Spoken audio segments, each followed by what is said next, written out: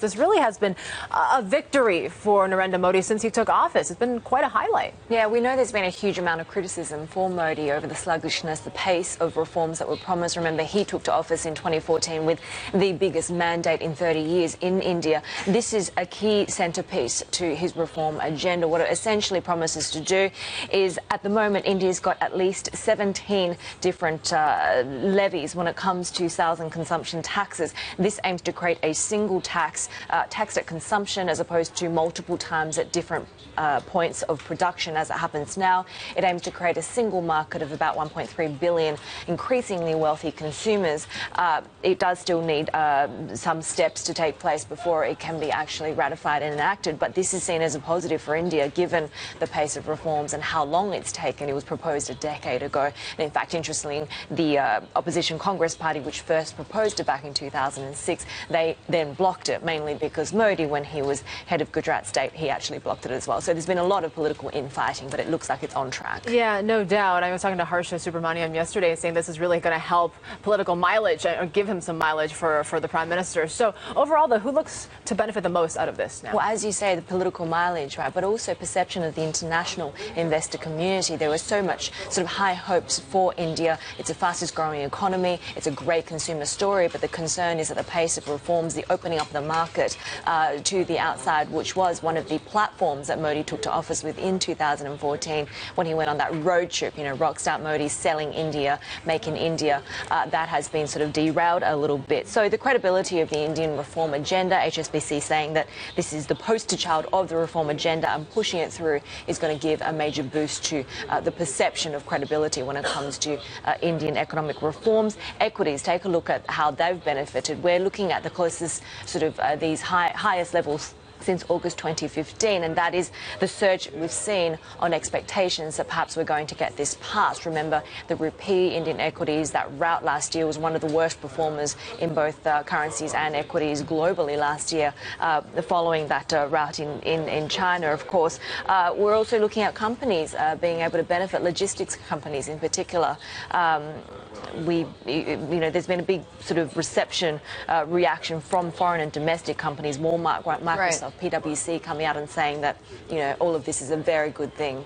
Betty? Heidi, so obstacles, though, still remain, right? Yeah, it's not quite a done deal yet. There's a few months at least of wrangling.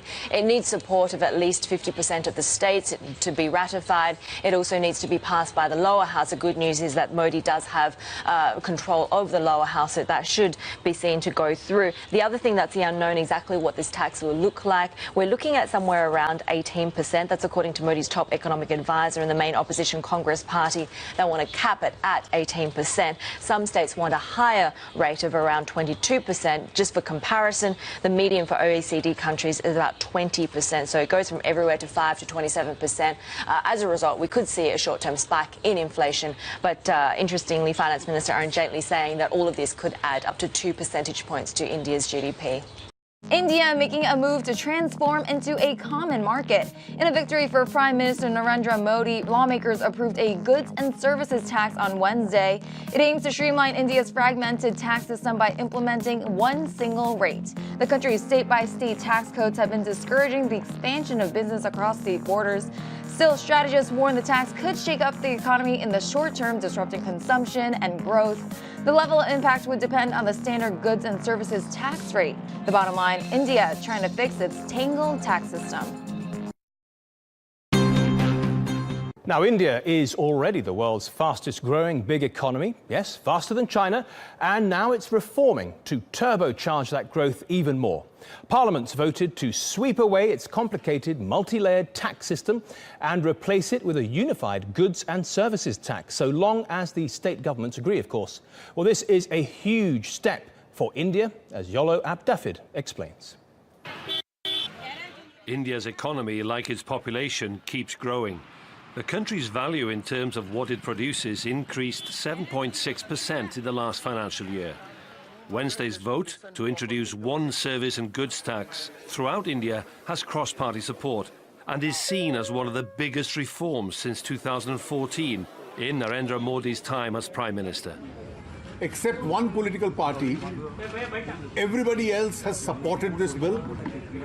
everybody has voted in favor of the bill, and almost every state government is on board in order to implement one of the most important taxation reforms in India itself. If ratified, India's unified goods and service tax would replace a patchwork of federal and state tax on goods. Currently, 1.3 billion consumers across India are charged with 17 different state and federal levies on moving goods. A new tax rate could be fixed across the country, but that won't be announced for a few months yet, nor how much compensation for loss of revenue could be paid to India's western states in the future. But Wednesday's significant vote in the upper house shows there's strong support for the plan, especially if it'll boost the economy. We will see one of the greatest tax reforms in the country, and it simplifies the tax structure. Instead of multi-phase tax, it will be a one single point tax. It will be a single rate that we will probably move towards over a period of time. So it's an entire taxation architecture which makes it simple, but very importantly it also makes India into one market, a unified one market. India has an increasingly diverse economy, but despite the political agreement, there could still be several pitfalls to create a more integrated economy. The pitfalls in the beginning would be more of political. This has to go through another 3 to 4 layers of approvals, including, the federal states have to approve. So the major pitfall would be, a lot of obstacles, which again, the implementation would face in the next 2 years. A lot of details still need to be agreed, like the structure of the tax rate and which goods will be exempt. Yolo Aptavid, TRT World. Well, Sunil Kanoria is the president of the Associated Chambers of Commerce and Industry of India. He joins me now from Calcutta. Sunil, thank you very much for joining us on Money Talk. Just bring this down to really basic terms here. How will ordinary Indians benefit from these reforms? I think basically what would happen through the simplification and unification of the tax, the cascading impact of tax which was there, the multiplicity of taxes which was there in the country, the federal and the state levels, all that will get rationalized, and therefore it would have an impact on the final pricing to the consumer. Yes, there would be certain products where the cost will go up, the goods and services in certain areas would go up, the cost may go up marginally, but there will be many where it will come down. So therefore it will get rationalized, the simplicity would happen, and across the value chain, right from the producer to the consumer, there will be much more simplification and a lot more people will come into the tax regime. So the ordinary consumer will see more products coming down in price than going up in price. Is that right in a word? I agree with you. Okay. Now, it's supposed to boost the economy. How is it going to do that? I think what would happen is there is a lot of goods and services which doesn't even come into the tax net today. Because of the GST, with the rationalization and simplification of the tax, what would happen is that transactions would come into the regime. So you would have a lot more overall people paying the taxes. The revenue, the government would go up per se. The leakage which is happening in the system will get reduced. A lot more money and resources would be available for the development of the country also. Okay, so the government is going to be collecting more tax revenue as a result of this overhaul. Just as an aside, is it true that roughly 1% of Indians pay income tax? That's right. Well, that is a stunning figure, but this will presumably improve that. Absolutely. It will improve substantially, especially with the technology, with the e-commerce coming and all. People would find it much more easier and accessible. Okay, Sunil, let me ask you, if this is going to be everyone is a winner situation, why did it take so long to bring it into effect, or very nearly to bring it into effect? You see, there was an issue when historically the state and the federal, there's a fight always between the state and the center. State does not want to let go its authority of being able to decide a tax rate, decides its whom and how they want to collect the taxes. Secondly, because different states in the country have a different economic environment, say for example in the western parts of the country, the manufacturing is much more, so they have a much higher tax collection, whereas in the eastern part of India, it is more of consumers. You have population, but not that much of manufacturing. Right. So in the past, the equality was not there where people were residing. And because GST is a consumption tax, it will be dependent upon where people are there and how much people consume, based on which the revenues for those states will get emerged. And therefore, there were certain states, they would lose some revenue in the shorter term. So these were one factor. And secondly, of course, was a political factor whereby when Congress was in power, BJP did not want the Congress to take an upper hand. And now when BJP was in power, Congress didn't want to get them to take a shot. And therefore, there were political issues. You mentioned some of the states are going to lose out. This is a final question to you. I just want to make this final point. So some states will lose out. The final hurdle for these reforms is going to be to get through at least half of those states agreeing with it. Will this set of reforms pass, do you think?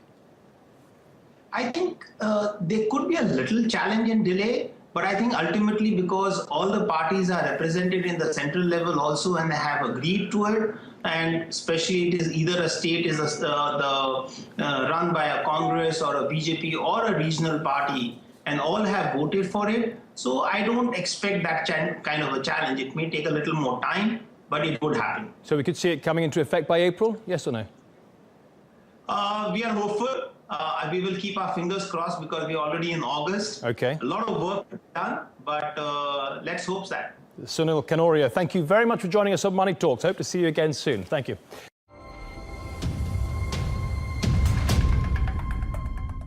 The idea of a country essentially creating a free trade area with itself sounds counterintuitive or sounds surprising. Are there further examples of what can be done to harmonize the different regions economically once the GST is fully established in place, or is this kind of the end of that?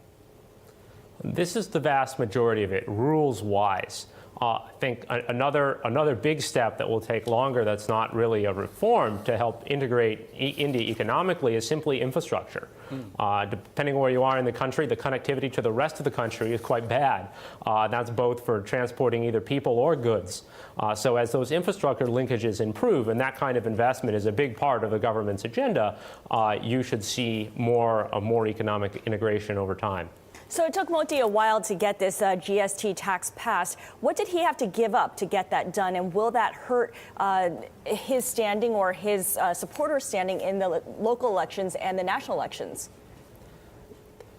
So actually, I would argue the GST has been running on a different track because it's been less of a partisan issue and more of a federalism issue with the center and the states debating. And that's across all parties, no matter what party is ruling at the state level. But I think it's also important to address this issue that the GST is now done. It is not done yet. There are a number of steps that need to be taken yet to bring us to implementation. Implementation itself could take quite some time, and that's why economic analysts are talking about, you get these economic gains, but they're only after several years. The Parliament has now, both houses of Parliament have now approved the constitutional amendment. It needs to be approved by the President. GST Council with state finance ministers needs to be formed to set crucial issues like the rate and how it's administered.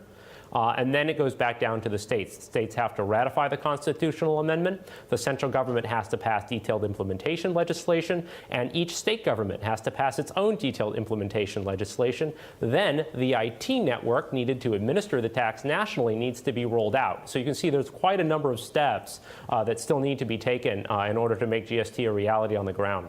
But you said that land purchases and labor, sort of universal labor laws are something that you don't think Modi will accomplish. Why is that so difficult? It's so difficult. On the land acquisition side, you saw the government do a concerted effort to get more liberal rules passed early last year and immediately ran into the problem of getting accused of being anti-farmer. And politically, that's a big problem in India, given that agriculture still accounts for roughly 50% of employment and as many as 70% of people still live in rural areas. And even some of the BJP's own allies and people within the party itself started to oppose the measure because it was simply so unpopular. So that got dropped unceremoniously near the end of last year. On the labor law reform side, one of the big barriers to companies scaling up in India has been restrictive labor laws that mean companies over a certain size need government permission to lay off workers, permission that doesn't come particularly frequently or in a timely manner. So one of the changes that have been proposed is to kind of raise that cap and otherwise ameliorate those restrictions. Run into implacable oppositions from unions around the country across sectors. And those unions, less power than they used to have in India, but still very, very powerful in the ability to bring a lot of people out into the streets. It's very hard for the government to defend itself against accusations of being anti-worker when it tries to push those kinds of reforms.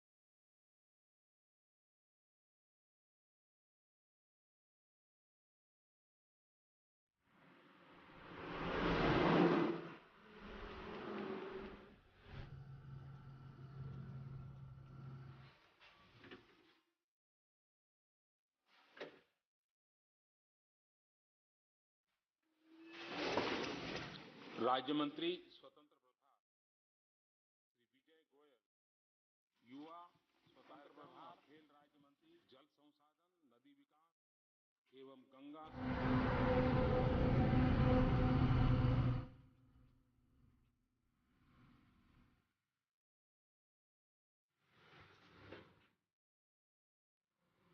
Up in, let me see, about 20 minutes' time. But now I want to turn to India. The parliament there has agreed to implement a goods and service tax, claimed to be the biggest tax reform since independence. Now it's planned to integrate India economically, and this is the slogan: one nation, one tax, one marketplace. Here's Shilpa Kannan in Delhi with that story. Voting time starts now. 10 years in the making, and after hours of final debate, this is the moment Indian politicians voted for the country's most revolutionary tax change since independence. But while all eyes are on Parliament, it's places like this that will really feel the impact. Making tools for India's auto sector, this firm employs dozens of people just to file the paperwork associated with countless taxes.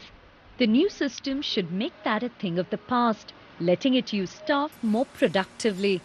Well, a lot of our time is wasted in all these things. Paperwork, collecting forms, there's no point wasting so much of energy in all these things. It's better to do something fruitful which gives your business a boost, pick up on sales. Yes, it will, and definitely it will reduce costs. Products made in one state in India get taxed multiple times before they reach the consumer in another corner of the country, which means delays and added costs. So experts say GST will be a welcome change. So it will be definitely better than what the current regime is. There will be efficiency for industry, especially in the case of manufacturing and several sectors. So fundamentally, I believe there will be change, there will be efficiency. The degree of efficiency is what we'll have to wait and see as the law unveils. Now it's down to working out the nitty-gritty details, and at the same time, a huge IT system will need setting up and tax collectors will require training. For companies too, it'll mean an overhauling of the business processes. So this is just the beginning of the biggest tax reform India has ever attempted. Shilpa Kannan, BBC News, Delhi. The saying, money makes the world go round, probably has been around since, well, the creation of money. But that's probably not the case in India, especially for furniture maker Vivek Mehra. To him, if there's anything money does effectively in India, it actually slows down business. He blames the government's use of an antiquated, multi-layered and confusing tax system to raise money. It's a jumble of strategies by federal and local governments. It's common to have a product taxed several times before it hits the market. Right now what's happening is my Rajasthan company is billing to my Delhi company.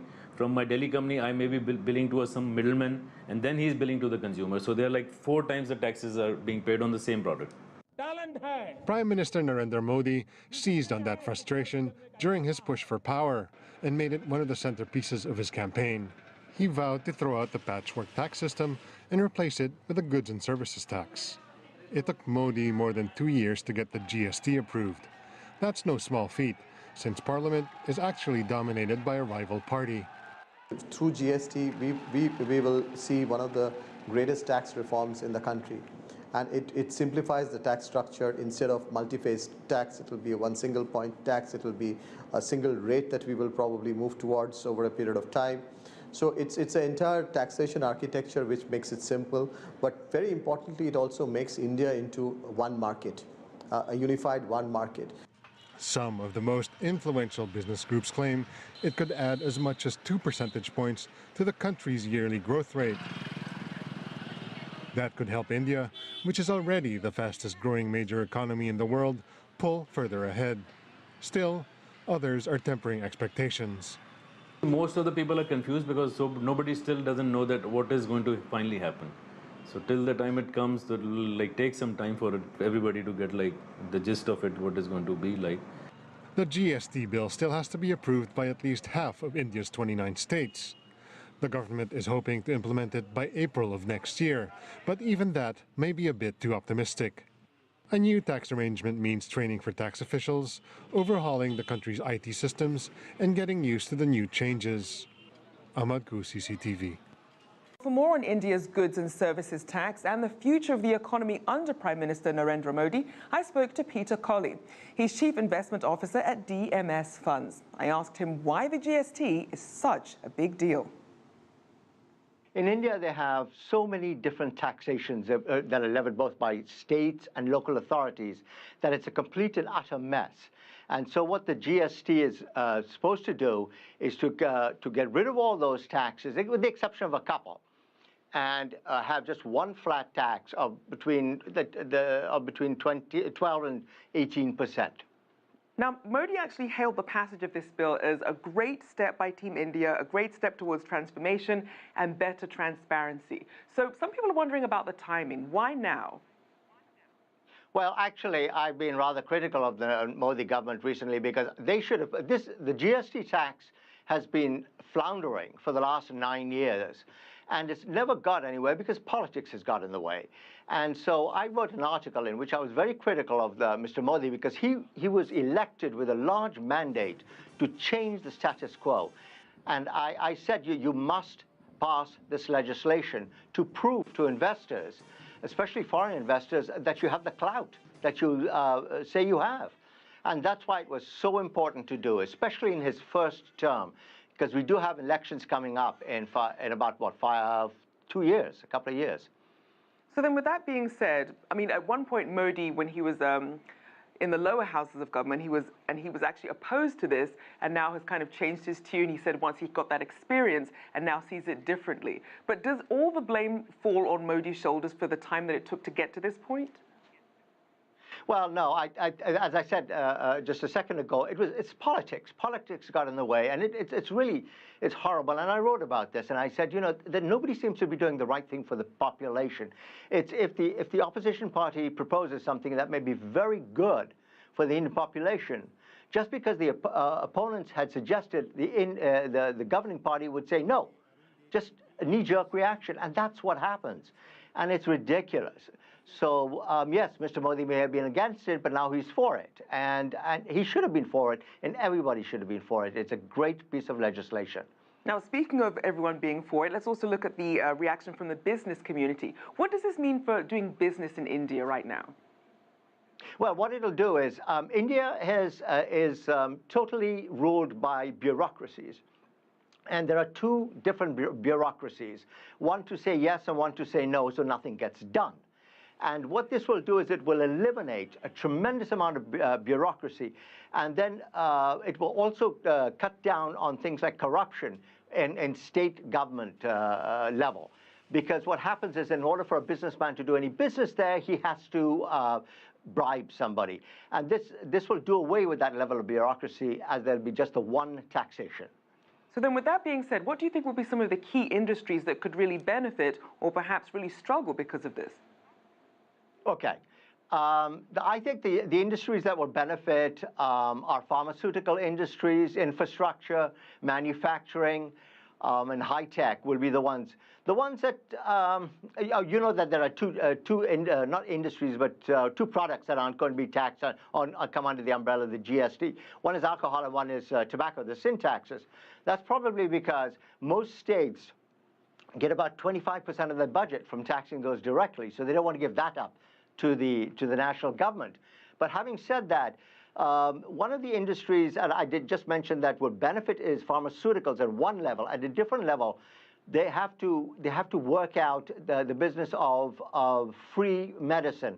Right now, as it's written, it would actually be taxed, even though it's free to people like the WHO and other people, indigenous people who can't afford the medicine. So they've got to work that out. They can't be taxed. What does this mean for Modi and his legacy in terms of the future of India's economy?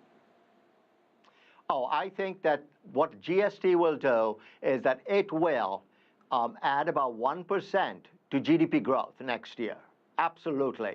And what it will do for his legacy is the fact that he will be perceived, especially by foreign investors, as somebody who can put the hammer down and get legislation passed. And that will bode very well for FDI in the future. And what about the global implications beyond India? How do you think the rest of the world's going to react to this? Would it be positive? Will there be some countries that would also be considering a similar sort of streamlining of their taxes in response? Yeah, in fact, if I remember correctly, I can't remember whether it was Malaysia or Thailand that recently implemented their own GST tax. I think that this may be the wave of the future, because it's not just in India, but it's in all countries, even developed countries, where you have VAT at different levels, you have all these different taxes. And what this will do is make India one, just like the EU, will make it one common market.